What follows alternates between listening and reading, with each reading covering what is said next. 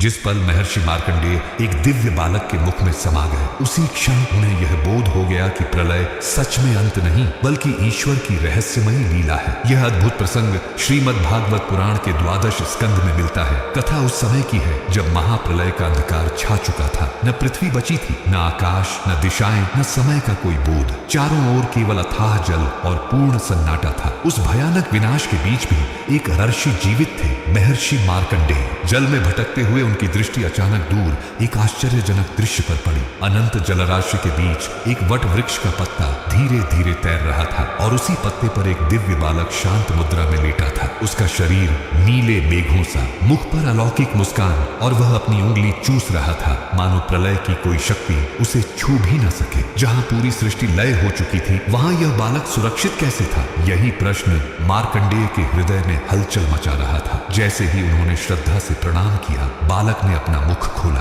और अगले ही क्षण मार्कंडेय अपने आप उसके भीतर खींचते चले गए। अंदर जो दृश्य उन्होंने देखा, उसने उनकी चेतना को हिला दिया। वही सृष्टि जो बाहर मिट चुकी थी, वहां भीतर जीवित थी। सूर्य, चंद्रमा, लोक, पर्वत, समुद्र और काल की गति तक। भय और विस्मय से उनका अस्तित्व कांप उठा। फिर एक ही पल में वे पुनः बाहर आ गए और बालक पहले की तरह वटपत्र पर मुस्कुराता हुआ लेटा था। तभी बालक ने कहा, सृष्टि मुझसे जन्म लेती है, मुझ में टिकी है और अंत में मुझ में ही विलीन हो जाती है। उसी क्षण मार्कंडेय समझ गए कि यह कोई साधारण बालक नहीं बल्कि स्वयं वटपत्रशाही भगवान नारायण है। अब आप बताइए, क्या आपने यह कथा पहले से सुनी थी? कमेंट में जरूर बताएं।